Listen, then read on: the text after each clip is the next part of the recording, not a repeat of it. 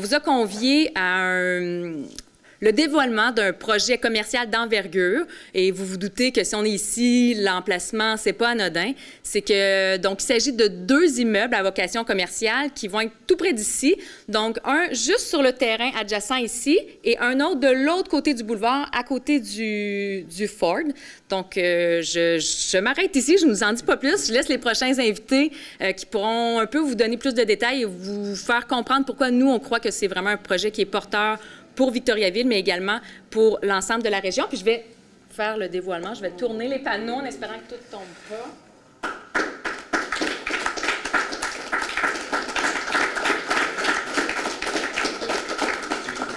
Pendant que je tourne le dernier panneau, je vais inviter M. Tardy à venir prendre la parole. Merci.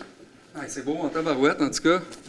Ça va bien remplir les terrains vacants qu'on retrouvait juste à côté. On le sait, à Victo, ça va bien. On est dans des années records de construction, d'accueil de nouveaux arrivants chez nous. Je pense que c'est une ville qui se démarque, c'est une ville où il fait bon vivre, mais aussi où les investissements se multiplient. Puis ça, bien, ça ne serait pas possible sans des entrepreneurs qui croient en Victoriaville. Puis aujourd'hui, ce qui est le fun, c'est que la famille Lacaire, vous le savez, vous le voyez, sont ici chez nous depuis longtemps. Puis encore une fois, ils décident d'investir leur temps, au-delà de leur investissement dans la communauté. Aujourd'hui, ils investissent de l'argent, des sommes importantes. C'est un projet de tout près de 20 millions qui va se réaliser. Donc, je veux vous dire merci de croire en Victoriaville, d'y investir votre temps et votre argent aussi. Puis je suis persuadé que le projet que vous amenez dans une artère qu'on va dire prioritaire pour le développement de Victo, on parle souvent du centre-ville, de bien d'autres secteurs, mais on va se le dire, la 116, c'est une artère commerciale à vocation régionale. Il y a des gens de l'extérieur qui viennent chez nous à cause de ce qu'on retrouve sur cette rue-là. Puis là, bien, l'offre de services que vous amenez avec des bureaux pour les professionnels, je pense que ça va ne faire que contribuer à amplifier encore ce momentum-là et ce dynamisme-là.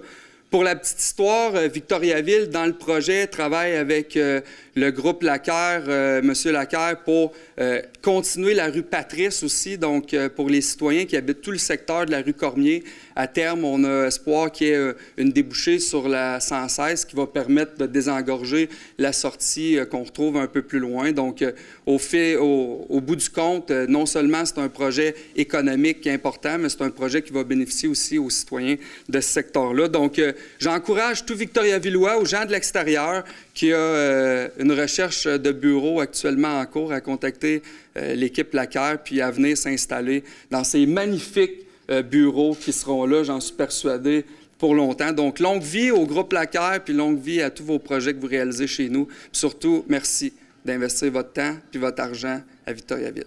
Le projet qu'on dévoile aujourd'hui s'inscrit exactement dans notre vision de développement des zones commerciales repensées de façon stratégique. Ils sont stratégiques pourquoi? C'est où elles sont situées, mais aussi elles sont porteuses de vitalité économique. Ce projet, c'est moderne parce qu'il intègre définitivement là, les nouvelles approches en termes d'aménagement. On va parler de maximisation des espaces, mais aussi de la mixitude des vocations. Donc, si vous allez retrouver, M. Lacaire va en parler plus en détail tantôt, mais des mix de locaux commerciaux à louer, mais aussi de bureaux AAA. Ce projet renforce donc l'attractivité de notre région, oui, pour attirer des nouvelles entreprises, mais aussi pour soutenir nos entreprises déjà bien établies qui veulent, par leur croissance, s'établir dans des nouveaux locaux là, parce qu'ils veulent soutenir soit l'attraction de nouveaux clients, soit bien, ça leur prend plus de place parce qu'ils ont plus d'employés ou ils ont besoin de plus de pieds carrés.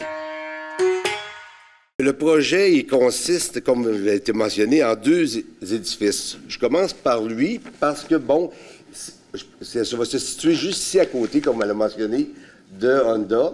Ce qui arrive, c'est qu'à l'époque, on avait acheté la salle de quilles. Pour les plus vieux, là, c'est ceux qui s'en souviennent, là, il y avait... le terrain était beaucoup plus abaissé, je vous dirais.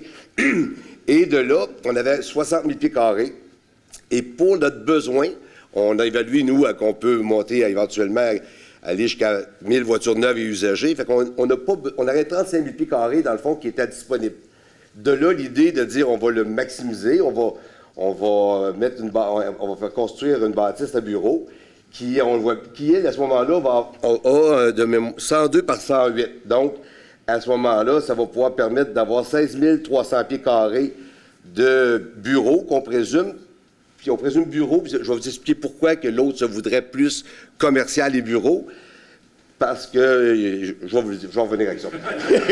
Il ne faut pas que je me trompe. Hein. Fait que donc, et je dis 16 300 pieds parce qu'il est divisé pour aménager 4 locaux de 4 000 pieds carrés environ. Mais on peut très bien, quelqu'un arrive, il a besoin d'un 12 000 pieds, on va répondre à la demande, tout simplement, à la lueur des candidats potentiels. Ça va être muni d'un ascenseur, et ça va, vous pouvez voir aussi, ça va être ce qu'on a voulu faire. On a voulu faire une bâtisse quand même attrayante avec le fait que le toit soit surélevé. Ça donnait quand même, là, en bon français, un bon punch là, pour cette bâtisse-là. L'autre bâtisse, elle va être située voisin de Ford. Mais comme Antoine l'a mentionné, il y aura une projection d'une rue, le prolongement en face du Rang-Allard, c'est la rue Patrice. On les connaît moins, là. Rang-Allard, on le connaît plus, là, mais c'est juste en face qu'on a aménagé. On a mis plus de façades pour Ford pour arriver avec la rue du Rang-Allard en tant que telle. Et à ce moment-là, cette rue-là qui va être développée, à ce moment-là, comme Antoine l'a mentionné, elle va débloquer sur le parc Cormier, je pense que ça s'appelle, hein, c'est ça? Secteur Cormier, excuse-moi, pas le parc, tu as raison, secteur. Puis à partir de ça, ça va nous permettre aussi d'avoir accès aux bornes, parce qu'il y a un projet avec Ford, les bornes sont en place, ça va ouvrir sous peu.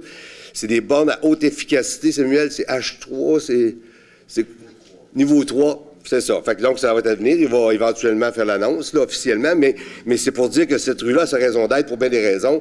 Elle va permettre de faire des bâtisses éventuellement commerciales et, par le fait même, elle va permettre aussi, à quelque part, à donner accès aux bornes. Pourquoi je disais tout à l'heure qu'on voyait davantage des commerces de ce côté-là? Parce qu'il y a un projet avec le ministère des Transports qui se veut que dans peut-être 4-5 ans, on ne sait pas, mais qui vont probablement fermer le centre du boulevard Tabasca pour juste se rendre jusqu'à la lumière suivante qui se veut la lumière qui mène à l'aéroport. Fait qu'on se dit, nous autres, le fait que si cet accès-là est pas accessible de chaque côté, bien là, de là, la lumière de trafic qu'il va y avoir, parce que le ministère des Transports a définitivement approuvé qu'il y aura une lumière de trafic, fait qu'à ce moment-là, ça va permettre aux gens d'avoir un accès plus facile pour les commerces. Fait que cette partie-ci, on a pensé faire des bureaux, puis ça totalise quand même 46 500 pieds de bureaux sur 3 étages, et cette partie-ci, elle a 24 pieds, c'est 22 pieds libre en hauteur. Donc, peut y avoir commerce, peut y avoir plateau sportif, peut y avoir... Tout est ouvert selon la demande naturellement qu'on aura. Puis, à partir de ça, bien... donc, ça sera le 50 boulevard Tabasca, puis ça deviendra le 23 boulevard Tabasca Est, bien sûr. De là, on va, par le fait même, aller selon la demande. Ça va de soi. Bien sûr qu'on va, honnêtement, aujourd'hui, les financements, c'est toujours axé en rapport à la location. C'est un venu de temps, bien, ça va te permettre de faire, d'ériger les édifices en tant que tels. Fait que donc, on est prêt, nous, il n'y a pas de problème, on est prêt à répondre à la demande, puis on va s'en aller avec des bouts probablement de 10 ans, puis c'est Jonathan qui va être associé avec moi et Audrey, qui va s'occuper de la location. Le numéro qui est là, c'est son numéro à lui, puis parce que moi, je veux ralentir un peu. Fait que c'est un peu ça l'idée. De là, puis Audrey, bien, elle, dans le fond, elle va s'occuper de la partie finance et CPA de formation. Fait que c'est ça qu'on avait, dans le fond, à vous mentionner aujourd'hui. Puis, ça nous fait plaisir s'il y a des questions, on est là pour y répondre, autant Antoine que moi, là. Fait que je vous écoute si besoin.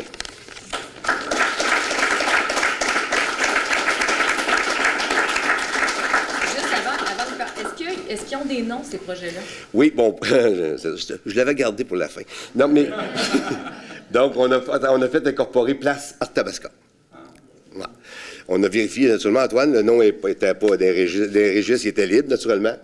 Puis, bon, ça le dit, hein, c'est le boulevard, Fait que donc, puis là, à cette bâtisse-là, il y a un projet de pouvoir en faire un autre à la suite, selon la demande. Fait que de là, on s'est dit, bon, ça peut porter son nom de Place Tabasca. C'est comme ça qu'on est arrivé à cette idée-là. C'est pour cette bâtisse-là seulement? Oui, Oui, oui. Mais la méthode d'incorporation, dont Audrey et Jonathan vont être actionnaires avec moi, c'est Place Santé Masque Incorporée, qui va être la compagnie qui va gérer ça. Voilà. Quand est-ce qu'on commence les travaux? Aussitôt qu'on a des baux de signés. OK. Donc, nous, c'est sûr qu'on est, je le mentionnais, on est prêt, mais c'est la demande qui va faire foi de tout. Dans le fond, c'est